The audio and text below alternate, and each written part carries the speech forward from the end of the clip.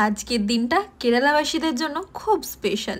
আজ কেরালা তিরন বা কেরালার জন্মদিনও বলতে পারেন, আবার এটিকে কেরল পিরভিও বলে। 1956 সালের 1 নভেম্বর মানে আজকের দিনে ভারত রাজ্যের পুনর্গঠনে কেরল রাজ্য তার আধিকারিক রূপ পেয়েছিল। আসলে এর আগে না কেরালা 3টি ভাগে বিভাজিত ছিল, কোচিন, মালাবার, ট্রাভানকোর, যেগুলি ব্রিটিশ আর অন্যান্য শাসক দ্বারা শাসিত ছিল। তারপরে সমস্ত মালায়ালি ভাষীরা একসাথে একত্রিত হয়ে সমস্ত মালায়ালাম বলা মানুষদের একসাথে করে কেরালা রাজ্যের স্থাপনা করেন। তো আজকের দিনটা তো স্পেশাল হবেই, তাই না?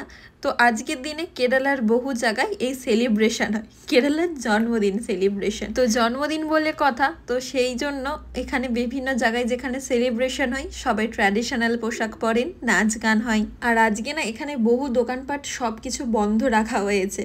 তো আমি ভাবলাম আজ যেহেতু জন্মদিন, তাই জন্মদিনে আমার দেখা কেরালায় এক একটা ঝলক আপনাদের সাথে তুলে ধরি। আপনারাও জানান আমার আরেক ভালোবাসার রাজ্য কেরালা আপনাদের চোখে কেমন লাগলো। আরও একবার হ্যাপি বার্থডে কেরালা। তোমাকে এমনি এমনি গডস ওন কান্ট্রি বলা হয় না, তোমার নামটা সত্যিই সার্থক।